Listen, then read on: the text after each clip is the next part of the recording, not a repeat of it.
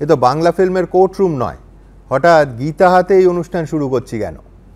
আসলে এক জায়গায় শ্রীকৃষ্ণ অর্জুনকে বলছেন, হে পার্থ, যিনি ধর্মের পথে চলেন তাকে কখনোই ধ্বংস করা যায় না, না ইহলোকে না পরলোকে। আর এটা শুনে আমাদের অর্জুন বলতেই পারেন, আপনি আগে ঠিক করেন এসব কাকে বলছেন, অর্জুনকে না পার্থকে? ব্যারাকপুরের ভোটারকে কনফিউজ করবেন না। আপনাদের অনুমান একেবারে সত্যি। আজ আমাদের অতিথি অর্জুন সিং। অর্জুনদা, আপনি কখনো ভেবেছেন যে ব্যারাকপুরে বিজেপি বা তৃণমূলের যেই জিতুক আসলে অর্জুনই জিতবেন? পার্থও যিনি, অর্জুনও তিনি। পার্থই অর্জুন, আবার অর্জুনই পার্থ। দেখুন, একটা মানুষের অনেক নাম হয়, কিন্তু একটা নামেই সব থেকে বেশি চেনা যায়, সেটা হলো অর্জুন। ব্যারাকপুরে মানুষ অর্জুনকেই চিনে। উপনামগুলোকে খুঁজতে হয় কি কে কোনটা উপনাম আছে। আমার মনে পড়ছিল 2011 সালে খড়দাতে শেষ এরকম হয়েছিল। সিপিএম প্রার্থী অসীম দাশগুপ্ত আর তৃণমূল প্রার্থী অমিত মিত্র। কথা তো আসলে অমিত, অসীম মানেও অমিত, অমিত মানেও অসীম। খড়দার কিওয়ার্ড কি জানেন তো? আনলিমিটেড। অসীম মানেও আনলিমিটেড, অমিত মানেও আনলিমিটেড। কি বলছে, এটা কখনো চিন্তা করিনি, একদম ভাবিনি। আর আপনার এটা পেটেন্ট করে নেওয়া উচিত। তারপরে ব্যারাকপুর ইতিহাসের পুনরাবৃত্তি প্রায়। ব্যারাকপুর আছে। ব্যারাকপুর এমন একটা জায়গা, সেই জায়গাটাকে চেনা খুব মুশকিল আছে। ব্যারাকপুর দেখবেন ভারতবর্ষের ইতিহাসে 1857 সালে বিদ্রোহ ঘোষণা করেছিল ব্যারাকপুরে। তো ব্যারাকপুর, এখানকার মানুষ, এখানকার কালচার, এখানকার চিন্তাভাবনা একদম আলাদা আছে, সেপারেট আছে। অর্থাৎ আপনি বলছেন যে শাসকের বিরুদ্ধে বিদ্রোহ ঘোষণা করতে ব্যারাকপুর দুবার ভাবে না? কোনোদিন ভাবেনি। সে তো ভোটের রেজাল্ট বলবে। কিন্তু ব্যারাকপুর কেন্দ্রের যিনি তৃণমূল প্রার্থী পার্থ ভৌমিক, এই কিছুদিন আগে আপনি যাকে গুড ফ্রেন্ড বললেন, তিনি অন ক্যামেরা বলছেন যে অর্জুন কোনোদিন মন্ত্রী হয়নি, কে বলবে না যে মন্ত্রী হয়ে যাবেন না। আর এই কথা 24 ঘন্টার মধ্যে আপনি মমতা এবং অভিষেকের ছবি সরিয়ে দিলেন, মোদির ছবি লাগিয়ে দিলেন। এরপর প্রশ্ন দুটো। এক, আপনার কাছে নরেন্দ্র মোদির ছবিটা কতদিন ধরে রেডি ছিল? আর প্রশ্ন দুই, যে এই মন্ত্রিত্বের আপনি যাকে বলেছেন ললিপপ, সেটা কি আপনার কাছে এসেছিল ফর্মালি? দেখুন, প্রথমে এখনও বলছি, ও আমার বন্ধু। না হলেও 2019 সালে নৈহাটিতে আরামে আমি জিততাম না। তো আমার বন্ধু আছে, বন্ধু থাকবে, ওটা নিয়ে কোনো সমস্যা নেই। এবার ললিপপ 2011 সালে যখন আমাকে মন্ত্রিত্ব দেওয়া হলো না, তখন থেকে আমি জানি এটা ললিপপ আছে। যে লোকটা সব থেকে বেশি লড়াই করেছিল তাকে 2011 সালে মন্ত্রিত্ব না দিয়ে 2024-এ কেউ মন্ত্রিত্ব দেবে? তো এই ললিপপ, এই যে গল্পগুলো, পুরো স্ক্রিপ্ট আগে থেকে রেডি ছিল। আমাকে টিকিট দেওয়া হবে না বা আমাকে নমিনেশন দেবে না, এই স্ক্রিপ্ট 6 মাস ধরে আপনাদের চ্যানেলেও আমরা দেখেছি। যে লোক সামনে কথা বলতে পারবে না, সে লোক আমাকে গালাগালি করছে। আবার পার্টি একদিকে আমাকে বলছে কি তুমি কিছু বলবে না, আর ওদেরকে তোল্লা দিচ্ছে। তো আমার মতন যারা জন্মলগ্ন থেকে রাজনীতি আমরা করি, আমরা কি বুঝতে পারি না কি এটা পার্টি ইনস্ট্রাকশন ছাড়া কিছু নেই? পর্যন্ত বুঝতেই যদি পারেন, তাহলে ব্রিগেডের জনগর্জনে মঞ্চে কেন গেলেন? এতদিন কেন অপেক্ষা করলেন? এবং একেবারে প্রার্থী তালিকা ব্যারাকপুরে কেন্দ্র থেকে পার্থ ভৌমিক প্রার্থী, এই ঘোষণা অবধি কেন অপেক্ষা করলেন? আপনি তো বুঝতে পেরেছিলেন। দেখুন, 2021 সালে যেভাবে পোস্টপোল ভায়োলেন্স হলো, বহু মানুষ আমাকে বাধ্য করলেন, সাধারণ মানুষ। আমার উপরে তো জানেন কিভাবে টর্চার, সরকারি টর্চার হয়েছিল। কিন্তু যখন সেই মানুষগুলো আমাকে বলেছিলেন, বেশ, আমি এক এক করে যাই। আপনি বলছেন সরকারি টর্চার। আপনার বিরুদ্ধে 165টা মামলা ওই ব্যারাকপুরের বা তার আশেপাশে দেয়া হয়েছিল। সেটা হচ্ছে আপনি যখন বিজেপিতে গেলেন তারপর। তাহলে কি আমি ধরে নেব যে ওই মামলাগুলো, 165টা মামলার কামড়ে আপনি বিজেপি থেকে তৃণমূলে গেছিলেন বা যেতে বাধ্য হয়েছিলেন? হ্যাঁ, এটাও একটা ফ্যাক্টর ছিল। কিন্তু আমি আমার লড়াইটা লড়ছিলাম, কোনো অসুবিধা ছিল না। আমি এখনও লড়ছি। আপনি খোঁজ নেবেন, কটা মামলা এখনো? 165টা। আচ্ছা, আপনি খোঁজ নেবেন, একটাও মামলা তৃণমূল কংগ্রেস সরকার আমার তুলেনি। তাহলে এই ভোট মিটলে তো আবার সেই মামলা শুরু? না, আমি আপনাকে বলছি, 165টা মামলা আমি গ্যারেজ করে দিয়েছি, এবার ডাব্বা বানিয়ে দিয়েছি। কেন? সবটাই মামলা মিথ্যা। একদিনের মধ্যে অর্জুন সিং 4 জায়গা ভায়োলেন্স করছে। তো সুপ্রিম কোর্টে যখন যাই আমি, সুপ্রিম কোর্ট 1 মিনিটের মধ্যে উড়িয়ে দেয় মামলাটাকে একদম অস্থির করে দিয়েছে। তো এদের যে পুলিশ সিস্টেম, এরা তাবেদারি করতে করতে আইপিসিটাও ভুলে গেছে। এরা আইপিসি মনে নেই এদের। বেশ, আপনি বলছেন 165টা মামলা আপনি সামলে নেবেন, কিন্তু আপনি বিজেপিতে যাওয়ার পর ভাটপাড়া এবং তার সংলগ্ন এলাকায় প্রতিদিন বোমা, গুলি, অশান্তি, সাধারণ মানুষ বাজার যেতেও ভয় পেত। তো আবার তাদের জীবনে আপনার দলবদলের কারণে দুর্ভাগ্য নেমে আসবে না তো? না, এরা একটা চেষ্টা করবে, কিন্তু যে লোকগুলো তখন বোমাবাজি করেছিল বা গন্ডগোল করেছিল, তারা এখন সব তৃণমূলের কাউন্সিলর হয়ে গেছে। মজার ব্যাপার এটাই আছে। কেন তৃণমূল কাউন্সিলর হলে অপরাধের সঙ্গে তার কোনো যোগাযোগ থাকে না? তৃণমূল কাউন্সিলর হলে অপরাধীকে অপরাধী বলা যায় না, ওটা পুলিশ সার্টিফিকেট দিয়ে দেয়। এখন আপনি দেখবেন রোজ আপনি শুনবেন কি অমুক কাছে 107-এর নোটিশ চলে গেল, 110 দিয়ে দিল, যেটা এরা করে এদের লোকাল পুলিশ অ্যাডমিনিস্ট্রেশন যেটা করছে। একটাও কোনো তৃণমূলে কোনো রাউডি নামে এটা কমপ্লেন হয় না বা নোটিশ যায় না। সবটাই যারা বিজেপি করবে বা যারা সিপিএম করবে, সাধারণ কর্মী যারা জীবনে কোনো দিন মারামারি করেনি, তাদের নামে নোটিশ। আমি দেখেছেন 2 দিন ধরে এটা নিয়ে ইলেকশন কমিশন কাছে আপনি একাধিক কমপ্লেন করেছেন, কিন্তু আমি বলছি ভোট মিটতেই, মানে যখন ইলেকশন কমিশনের আন্ডারে থাকবে না, আবার রাজ্য পুলিশের অধীনে চলে আসবে, তখন তো আবার আপনার কথা অনুযায়ী, আপনার ফর্মুলা অনুযায়ী এই সমস্ত আবার ব্যাক করবে। 35টা সিট আসার পরে তৃণমূল ঝান্ডা ধরার লোক থাকবে? খুব কম হলে 35 বলছেন, খুব কম হলে 35টা সিট পেলে এখানে ঝান্ডা ধরার লোক থাকবে? এই পুলিশ যারা আজকে এদের কথায় শুনে মিথ্যা মামলা দিচ্ছে, তখন দেখবেন এরা কথাই শুনছে না এদের। অর্থাৎ অর্জুন সিং অমিত শাহের 35টার উপর ভরসা রাখছে। অমিত শাহ যে টার্গেট দিয়েছেন 100%, 35টা উপরে আমাদের পুরোপুরি ভরসা আছে। আমরা জানি মানুষের আবেগও চিনতে পারছি। আমরা তো 2019-এ লড়েছিলাম, তখন থেকে এটা মানে 100 টাইম যে ফেথ মানুষের মোদিজির উপরে, সেটা বেড়েছে। বেশ, আপনি ছোটবেলায় নির্ঘাত ললিপপ খুব ভালোবাসতেন, তার কারণ বারবার বিভিন্ন ভীষণ গুরুত্বপূর্ণ রাজনৈতিক কনটেক্সে আপনি ললিপপের উদাহরণ নিয়ে আসেন, যেমন মন্ত্রিত্বের ললিপপ। এখন আবার 2022-এর 1 মে জুট ইস্যুতে আপনি যখন বিজেপিকে আক্রমণ করছিলেন, আপনি বারবার বলছিলেন যে এইসব ললিপপ দিয়ে আমি রাজনীতি করি না। আমি একবার অর্জুনদাকে মনে করিয়ে দেবো, আন্দোলনের মতন চলবে, যতক্ষণ পাই না ততক্ষণ আন্দোলন। এইসব ললিপপ নিয়ে আমি রাজনীতি করি না। বহু ললিপপ আমরা দেখেছি, বহু ললিপপ আমরা পেয়েছি, আমরা অনেক নেগোসিয়েশনে ললিপপ দেখেছি, লাস্ট আওয়ারে গিয়ে ধরাশায়ী হয়ে যায়। ওইসব নিয়ে আমি বিশ্বাস করি না। ললিপপ আপনার খুব ফেভারিট নিশ্চয়ই? সত্যি ললিপপ খেতে খুব ভালোবাসি, আবার ললিপপ কি হয় সেটাও বুঝি। আপনার মনে আছে এই আন্দোলনটা একমাত্র অর্জুন সিং একটা সাংসদ হিসাবে লোকসভা জুট নিয়ে আন্দোলন করেছিল। জুটের একটা খুব বাজে কন্ডিশনে চলে গেছিল, যে জুটের চাষিদের যে দামটা ফিক্স করে দেওয়া হয়েছিল, এই ফিক্স করতে গেলে চাষিরাও মরছিল আর ইন্ডাস্ট্রিও শেষ হচ্ছিল। এই জন্যে এই লড়াইটা আমি শুরু করেছিলাম। এই লড়াইটা শুরু করে আমি কিন্তু আদায় করেছিলাম। আজকে আমার এলাকায় জুট মিলকে আমি বাঁচাতে পেরেছি। বহু জুট মিল শেষ হয়ে গেছে, বহু জুট মিল আর উঠবেও না, কিন্তু যতটুকু বাঁচিয়েছি আমার এলাকায় সব থেকে বেশি জুট মিল এখনও চলে। অর্জুনদা, আমি যদি ঠিক উল্টো কথাটা বলি, যে আপনার ইস্যু পাট ছিল না, ছিল রাজ্য পাট। তার কারণ পাট শিল্প নিয়ে নিঃসন্দেহে বিজেপির বিরুদ্ধে আপনি আন্দোলন করেছেন, আপনি বিজেপিতে থাকাকালীন কেন্দ্রীয় সরকারের বিরুদ্ধে বলেছিলেন। কিন্তু আমি বলছি, আসলে আদতে পাট শিল্পের কতটা উন্নতি ঘটানো গেছে? অথবা আপনি ওই ইস্যুতে বিজেপি থেকে তৃণমূলে যে চলে এলেন, তাতে কি পাট শিল্প বেঁচে গেল? যায়নি। দেখুন, একটা জিনিস আছে,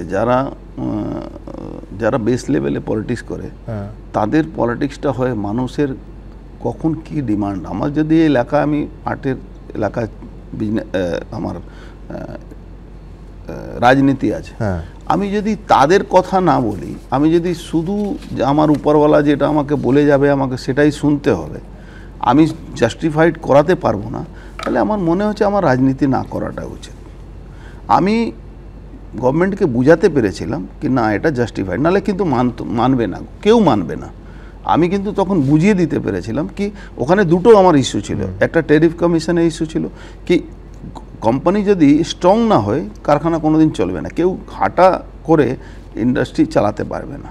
আর ইন্ডাস্ট্রি শেষ হলে আমাদের এলাকায় এমনি শেষ। আমাদের এলাকায় বলতে গেলে কিছু নতুন তো কিছু নেই, কোনো নতুন কারখানা কোনোদিন। কিন্তু তাহলে আপনার উচিত ছিল যে বিজেপিকে বা কেন্দ্রীয় সরকারকে বুঝিয়ে বিজেপিতে থেকে যাওয়া, তৃণমূলে না আসা। তার কারণ আরও গভীরভাবে কাছ থেকে আপনি বোঝাতে পারতেন যে এই মুহূর্তে প্লাস্টিকের ব্যবহার না কমালে, সর্ব জায়গায় পাটের ব্যাগ ইত্যাদির ব্যবহার না বাড়ালে ডিমান্ডটা যেভাবে পড়ছে একমাত্র সরকারি সাপোর্টে সেটা বেঁচে থাকতে পারে। যেই জন্য আমি বললাম আপনার ইস্যু পাট ছিল না, রাজ্য পাট না, ছিল। আবার আপনি আপনার ভুল ভাবছেন।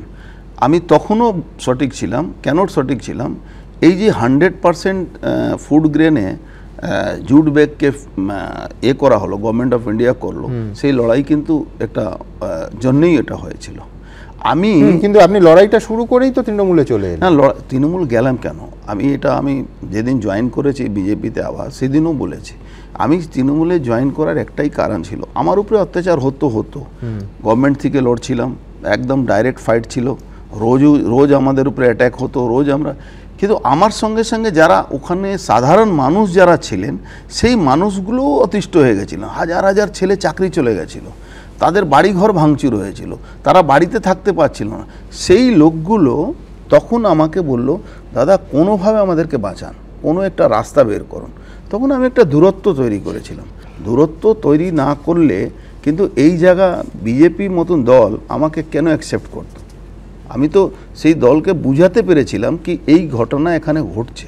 তাহলে বিজেপি একটা সর্বভারতীয় দল, যেখানে হাজার হাজার মানুষ এই নিয়ে চিন্তা ভাবনা করে, হাজার হাজার মানুষ এটা ভাবে, তারপরে কোনো একটা ডিসিশন নেয়।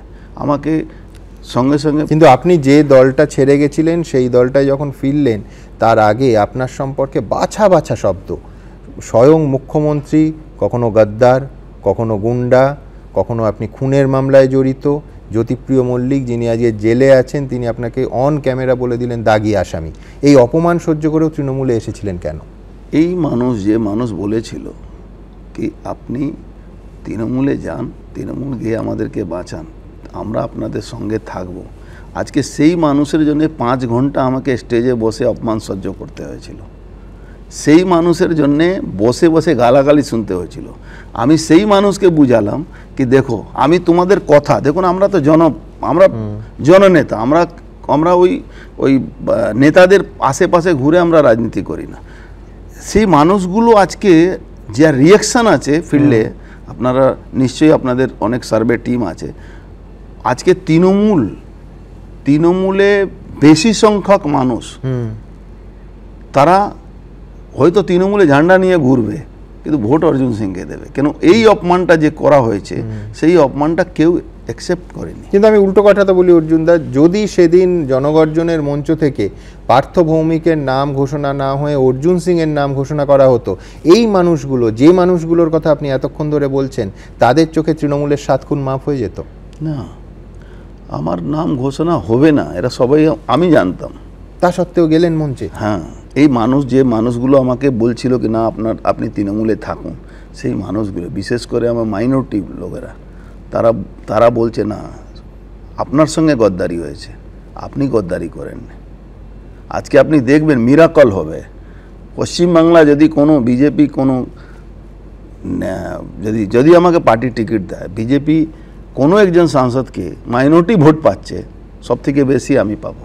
আর নরেন্দ্র মোদীর যে ছবিটা, প্রধানমন্ত্রীর ছবিটা আপনি রিপ্লেস করলেন মমতা বন্দ্যোপাধ্যায় এবং অভিষেক বন্দ্যোপাধ্যায়ের ছবি সরিয়ে, সেই ছবিটা কতদিন হয়ে রেখে দিয়েছিলেন? না, সে তো ছবি ছিল আমার কাছে। আচ্ছা, ছবি ছিল। হ্যাঁ, আমি আপনাকে মানে একটা যোগাযোগ আপনি রেখে যান। এটা অবশ্য আপনি অন ক্যামেরাও বারবার বলেছেন। আমি একবার দ্রুত দেখে নিচ্ছি যে অর্জুনদা বলছেন ছবি সব রেখে দেন। অর্জুনদা অন ক্যামেরা এর আগে বহুবার বলেছেন আমাদের, সমস্ত দলের সঙ্গেই তার যোগাযোগ আছে। দেখুন, সব দলেই আমার লোক আছে, আমার সঙ্গে যোগাযোগ রাখে, সবার সঙ্গে আমার যোগাযোগ আছে। আপনার পুত্র পবন সিং বিজেপির জনপ্রতিনিধি, এটা কি ওই ট্রেনে ওই রুমাল রেখে যাওয়ার মতো? রুমাল রেখে একটা কথা বলবো, আমি যেদিন তৃণমূল কংগ্রেস আসি, হ্যাঁ, অনেক বড় নেতা তৃণমূল কংগ্রেস, আমি নাম বলতে পারবো না, তার ক্ষতি হয়ে যাবে। সে আমাকে বললো, কোনোদিন তুমি যদি আমার নাম কোট করো আমি অস্বীকার করবো, তোমার সঙ্গে আমার দেখা হয়েছে। মানে একদম দিদি ঘরের লোক, যারা একদম ঘরের মধ্যে থাকে, কিচেন ক্যাবিনেটও থেকে কিচেন ক্যাবিনেট। আচ্ছা, সে বলেছিল জীবনে কোনোদিন তুই এটা এসে ভুল করেছিস, জীবনে কোনোদিন ছেলেকে তৃণমূলে জয়েন করাবি না। সেই লোকটা হয়তো এটা দেখবেন, কিন্তু আমি ওনাকে স্যালুট জানাই। আমি যে জিনিসটা দেখে এলাম এই 1.5 বছরের মধ্যে, আপনি হয়তো বিশ্বাস করবেন না, আপনার বিশ্বাস করা উচিতও না, কিন্তু এটাই ফ্যাক্ট ছিল। এই মানুষগুলোকে বাঁচাবার জন্য আমার ছেলে বারবার বলতো, কেন তুমি গেছো, এরা আপনার ছেলে নাকি বলেছিল যে প্রথম দিনই যখন আপনি সিদ্ধান্ত নিলেন যে আপনি খুব বড় ভুল করছেন। বলেছিল আমার থেকে রাজনৈতিক জীবনে অনেক, কিন্তু ও জানতো না কি আমি কেন এটা করেছি, আমি যে লোকগুলোকে বাঁচাবার জন্য এটা করছি সেটা হয়তো ওর মাথায় ছিল না। আমি তো এই লোকগুলো তো আবার বিপদে পড়তে পারে লোকসভা। আমি বললাম না 35টা আসার পরে বাংলার কালচারটা কি আছে, পশ্চিমবাংলা কি হয়ে যায়, রাতারাতি সব শিফট হয়ে যায়। এই পুলিশ যারা আজকে কেস দিচ্ছে রাতারাতি দেখবেন ও শিফট হয়ে গেল। আবার ওদেরকে যদি শাসক চায় তাহলে দেখবেন এই পুলিশ ওদেরকে কেস দিচ্ছে। কিন্তু বিজেপির একটা আছে, এটা বিজেপি কালচারের মধ্যে পড়ে না কি আপনি বিরোধী থাকলে আপনি কোনো স্টেটে, এটা আপনি বলবেন তৃণমূল কালকে বলবে কি ইউপিতে কি হচ্ছে, কিন্তু আমি আপনাকে বলছি ওখানে সব রাজনৈতিক দলের নেতারা ইডি আর সিবিআই কে তো দেখছি আইটি সমেত সব থেকে বেশি মামলা হচ্ছে বিরোধী শাসিত রাজ্যগুলোতে। আমরা একটা পরিসংখ্যান দেখিয়েছিলাম যে গত 2-3 বছরের মধ্যে যত মামলা তার ভেতরে 95% হচ্ছে বিরোধী দলের নেতা নেত্রীদের বিরুদ্ধে। সুমনদা এটাও তো বলবেন, ইডি সিবিআই এর কথা আপনি বলেন সবটা কোর্ট অর্ডারে, আইটি কোর্ট অর্ডার লাগে না আইনে, ভারতবর্ষে আইনে, কিন্তু এইটা পশ্চিমবাংলা বা যে কোনো জায়গা কোর্ট অর্ডারে সব কিছু হয়েছে। কিন্তু আমার উপরে কোন কোর্ট অর্ডার, আমি তো তাজা উদাহরণ 165টা মামলা। আপনি শুধু ইডি সিবিআই কে দোষ দিচ্ছেন, এনআইএ কে দোষ দিচ্ছেন, আইটি কে দোষ দিচ্ছেন, আমার উপরে দোষ দিচ্ছেন, পশ্চিমবাংলা সরকারকে দোষ দিচ্ছেন। না না, অবশ্যই দোষ সবারই আছে, কিন্তু আমি বলছি এটা কি মনে হয় ভারতবর্ষের রেকর্ড, মানে জনপ্রতিনিধির বিরুদ্ধে 165টা মামলা রেকর্ড আছে। আমি ধন্যবাদ জানাই তৃণমূল কংগ্রেসের, যে তৃণমূল কংগ্রেসকে জন্মলগ্ন থেকে আমি মজবুত করেছিলাম। ব্যারাকপুরে তড়িৎবাবুর বিরুদ্ধে লড়াই করা কারো ক্ষমতা ছিল না, কেউ যেতে পারতো না, সেই লোককে গিফট কি দেওয়া হলো 165টা মামলা। বেশ, আমি আবার এই প্রসঙ্গে আসবো, কিন্তু তার আগে আপনি সেদিন বললেন যে তৃণমূলের অবস্থা খারাপ কিনা জানি না, কিন্তু পার্থ ভৌমিকের অবস্থা খুব খারাপ। আপনি শপথ নিয়েছেন যে নৈহাটিতেই পার্থ ভৌমিককে হারাবেন। আপনার কি মনে হয় যে আপনার টিকিট না পাওয়ার পেছনে পার্থ ভৌমিকই দায়ী? দেখুন, পার্থ ভৌমিক একটা বড় পার্ট, বড় এ তো ধরুন শীর্ষ নেতৃত্বের। না না, আমি বলছি শীর্ষ নেতৃত্ব কিছু নেই এখানে, তো দুজন ঠিক করেন। আর একটা অদ্ভুত সিস্টেম, পলিটিক্যাল লোকের গুরুত্বটা কমে গেছে। আপনি 1 2 3 4 5 6 7 10টা গিনতি করুন, কারো গুরুত্ব আছে? এখন গুরুত্ব কার? এজেন্সি গুরুত্ব আছে, আইপ্যাকের বলছেন। হ্যাঁ, এখন গুরুত্ব কার? যারা সন্দেশখালি টু নৈহাটি করছে। গুরুত্ব কার? যারা রাশন সমঝোতা করছে। রাশন সমঝোতা বললাম, আপনি রাশন সমঝোতা, আপনার মনে হবে আমি যখন প্রথম 19 বা 20তে বলেছিলাম, বা 19এই বলেছিলাম হয়তো মনে আছে, বালুদা তোমার ফাইল অনেক মোটা আছে। এই ফাইলটাও কিন্তু আমাকে অন্য লোক দেয়নি, আমাকে তৃণমূল কংগ্রেসেরই নেতারা দিয়েছিল, আর IAS IPSরাই দিয়েছিল। এই ফাইলটা আছে, এটা দেখুন। তার ইনকোয়ারি হতে হতে হতে হতে এই জন্য যে বলি না কি সবটা কোর্ট অর্ডারে হয়। এখানে কিন্তু কোনো এটা নেই কি এই মামলাটাকে ইডি ডাইরেক্ট ইন্টারফেয়ার করবে, এটা হয় না। আপনি বলছেন, আমিও শুনছি, কিন্তু যাই হোক, তথ্য প্রমাণ সবসময় সে কথা বলে না। কিন্তু আমি দেখছিলাম যে সন্দেশখালির ঘটনা সহ্য করতে না পেরে নাকি বিজেপির সঙ্গে যোগাযোগ করেছেন। ওর জন্য আমার দুটো প্রশ্ন এক্ষেত্রে। এক, সেটা হচ্ছে যে তাহলে আপনি কিছুদিন আগে নবান্নে গিয়ে মমতা বন্দ্যোপাধ্যায়ের সঙ্গে দেখা করলেন কেন? আর দুই, আবার সেই প্রশ্ন যে জনগর্জন মঞ্চ অবধি আপনি যাবেন কেন? কারণ সন্দেশখালি হয়ে যাওয়ার পরে তো আপনি প্রকাশ্যে বলতে পারতেন, প্রতিবাদ করতে পারতেন। এই রকম একটা মারাত্মক ঘটনা এই রাজ্যের। দেখুন, নবান্নতে যাওয়া আর তার আগেও অনেক মিটিং হওয়া, সবটাই আমি জানতাম একটা স্ক্রিপ্ট আছে, তৈরি আছে, আমার সঙ্গে খেলা হচ্ছে। আমি সবটা জেনে আমি শুধু ব্যারাকপুরের তৃণমূল কংগ্রেস কর্মী যারা রিয়েলি তৃণমূল কংগ্রেস করেছে কোনো দিন, তাদেরকে বুঝাতে চাইছিলাম কি তোমরা যে ভাবছো কি, মানে আপনি দাবি করছেন ওরাও খেলছিল, আপনিও খেলছিলেন 100 বার। আমি তো জন্মলগ্ন থেকে আমার রাজনৈতিক পরিবার, আমি ম্যাডামকে এটাই বলেছিলাম, 50 বছরে রাজনীতি করা পরিবার একটা জায়গাতে আপনি বলে দিচ্ছেন কি তুমি অন্য জায়গায় চলে যাও বা মন্ত্রী হয়ে যাও। 2011-তে আমাকে মন্ত্রী করেননি, আজকে মন্ত্রী হঠাৎ হবো কেন? কিন্তু আপনি যখন টিকিট পেলেন না, আপনি প্রথম বললেন যে 1.5 বছর আগে তৃণমূলে আমি এসেছিলাম টিকিট পাওয়ার প্রতিশ্রুতি নিয়ে। কে সেই প্রতিশ্রুতি দিয়েছিল? Top two Mamata Bandyopadhyay, Abhishek Bandyopadhyay. Top two. কিন্তু আমি যখন থেকে এই শুরু হলো আমার উপরে বা এই যে সো কল্ড কিছু নেতাদেরকে দিয়ে, তারপরে আপনি জানেন ইতিমধ্যেই আমার ভাইপোকে অ্যারেস্ট করানো হলো মিথ্যা একটা মামলা দিয়ে, যার কোনো যোগ সংযোগ নেই কোনো ঘটনার সঙ্গে।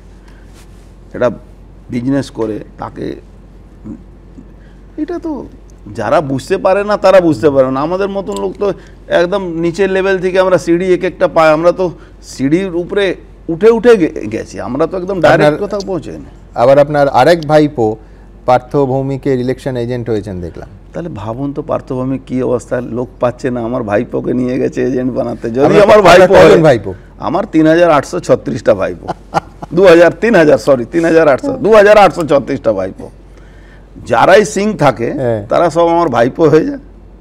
কি করবেন, ওটা হয়, এটা অনেক মানে অরণ্যদেবের সিং ব্রাদারহুডের মতো হলো। আপনি বুঝুন 2019-এ যদি স্ক্রিপ্ট বের করুন আপনার কাছে যখন আসবে, আপনি মনমোহন সিংকে এই তালিকার বাইরে রেখেছেন তো। এই যে 2019-এও দেখবেন একজন আমার ভাইপোকে জয়েন করানো হয়েছিল, আপনি দেখবেন। তো এটা একটা মানে অদ্ভুত টাইপের রাজনীতি। যদি কেউ আমার ভাইপো থাকবে তো আমার বিরুদ্ধে কেন যাবে? আর দেখুন হঠাৎ হঠাৎ বলে কি ইউজ অ্যান্ড থ্রো। আমি কবে পাওয়ারে ছিলাম কি ইউজ করলাম আর কবে থ্রো করলাম? আপনি দেখবেন ও মাঝে মাঝে বলে কি অর্জুন সিং মানে ইউজ অ্যান্ড থ্রো। আমার পাওয়ারটা কবে ছিল ভাই? না মন্ত্রী না সন্ত্রী, কিছুই নেই। যা হয়েছি নিজের ক্ষমতার উপরে হয়েছি। তাহলে এবারে বিজেপিতে গেছেন ওই পাওয়ারটা হাসিল করতে? পাওয়ারের ব্যাপার না, আমি বিজেপি ক্ষমতা তো 2024-এ দিল্লিতে আসবে, কিন্তু 2024 থেকে 26 অবধি যে লড়াইটা দিয়ে আমরা নিয়ে আসবো 26-এ, যেভাবে বাতাবরণ তৈরি হয়েছে, যেভাবে মানুষের হচ্ছে, নিশ্চিতভাবে 2026-এ যখন আসবে তৃণমূল মতন তো ক্ষমতা বিজেপি পার্টি কাউকে দেয় না। বিজেপি পার্টি একটা সিস্টেমের মধ্যে চলে। কিন্তু সেই সিস্টেমের মধ্যে আপনি ব্যতিক্রম। তার কারণ একমাত্র আপনি দলবদলের পর বিজেপি নেতা নেত্রীরা এত কনফিডেন্ট হন না যে তারা টিকিট পাবেন, কিন্তু আপনি নিশ্চিত এবং আপনার সমস্ত যারা অনুরাগী তারাও নিশ্চিত যে ব্যারাকপুর মানেই অর্জুন সিং। এই টিকিট নিয়ে কোনো অনিশ্চয়তা কিন্তু অর্জুনদার নেই। এখনও অফিসিয়াল ঘোষণা হয়নি, কিন্তু কাউকে বললে তিনি হাসবেন যে অর্জুন সিং যদি বিজেপির টিকিট নাও পেতে পারেন, এইরকম কেউ বলেন। দেখুন এটা দলের বড় ব্যাপার আছে, কিন্তু আমি আপনার ম্যাজিকটা কি? আমি কি বললাম, একটা কথা বললাম, আপনি ঠিক মনে করুন কি আমি একটা জিনিস শিখেছি, আমি অনেক কিছু অনেক লোকের শিখেছি। আমি বিজেপিতে গিয়ে যখন সাংসদ হলাম, আমি প্রধানমন্ত্রী আমাদের মঙ্গলবারে মিটিং নিতেন যারা বিজেপি সাংসদ, উনি যে একটা বক্তব্য রাখতেন কি প্রত্যেকটা মানুষের সঙ্গে প্রত্যেকটা এমপির সঙ্গে ভালো সম্পর্ক রাখবেন। আর উল্টো যে দল জন্ম দিলাম আমরা, লড়াই করলাম, এস্টাবলিশ করলাম, সেখানে প্রথম কথা হয় কি বিরোধীদের সঙ্গে কথা বলা যাবে না, তার বিয়ে বাড়িতে যাওয়া যাবে না। তো এই যে কালচার, তৃণমূলে যখন আপনি ছিলেন তখন এই কথা মেনে চলতেন নাকি যোগাযোগ রাখতেন? না, আমি তো যোগাযোগ রাখি। দেখুন আমাকে কেউ নরেন্দ্র মোদীর ছবিটা রেখেই দিয়েছিল। আমি আপনাকে বলছি ছবি নিশ্চয়ই প্রধানমন্ত্রী আছেন, রাখবোই না, সবার প্রধানমন্ত্রী, সবারই প্রধানমন্ত্রী, পার্টি আলাদা জিনিস, প্রধানমন্ত্রী তো সবার। আমাকে কেউ তো চেয়ারে বসিয়ে দেয়নি, বা আমি একদম ওই মানে আমেরিকা থেকে পড়ে এসে রাজনীতিকে, আমি একদম চটকলের লোক, চটকলে চাকরি করেছি, 525 টাকা মাইনা পেতাম, ওখান থেকে এমপি হয়েছি। এর থেকে বেশি কি আমার দরকার আছে বলুন? বেশ, এই হাসির রেশ রাখতে রাখতে আমি একটা অ্যানিমেশন আপনাদের দেখাবো। তার কারণ আবার বলছি যে অর্জুন সিং দলবদল করার পর বিজেপি বা তৃণমূল সবাই নিশ্চিত হয়ে গেলেন যে বিজেপি থেকে ব্যারাকপুরের টিকিট নিঃসন্দেহে অর্জুন সিং পাচ্ছেন। এ নিয়ে কিন্তু কোনো দ্বিধা দ্বন্দ্ব অনিশ্চয়তা ছিল না। দেখুন, কিস দেবেন না প্লিজ।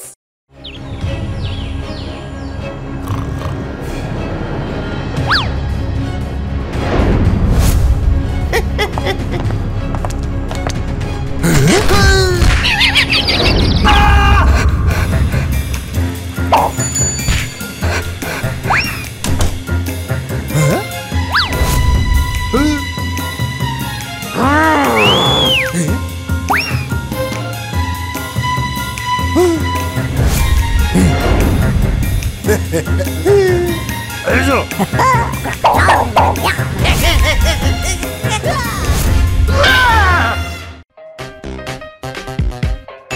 দেবেন না প্লিজ। এটাই অর্জুন ম্যাজিক, যে তার বিজেপিতে যাওয়া এবং যাওয়ার পর টিকিট পাওয়া নিয়ে কোনো অনিশ্চয়তা নেই, রেয়ার কিন্তু।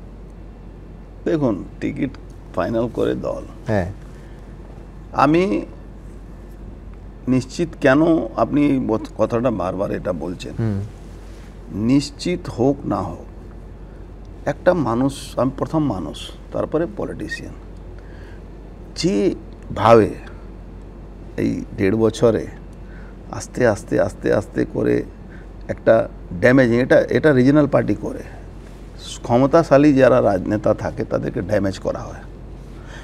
এটা 2019-এর যে হার, এর হজম করতে পারল না তৃণমূল। কিন্তু 21-এ তো প্রতিশোধ নিয়ে নিল। আপনার ব্যারাকপুর এলাকায় 7টার মধ্যে 6টা তৃণমূল জিতে গেল, একমাত্র আপনার ভাটপাড়া ছাড়া। দেখুন, আমি বলছি 2021-এ ওই যে শীতলকুচি ঘটনার পরে অনেক কিছু একটা প্যাটার্ন চেঞ্জ হলো।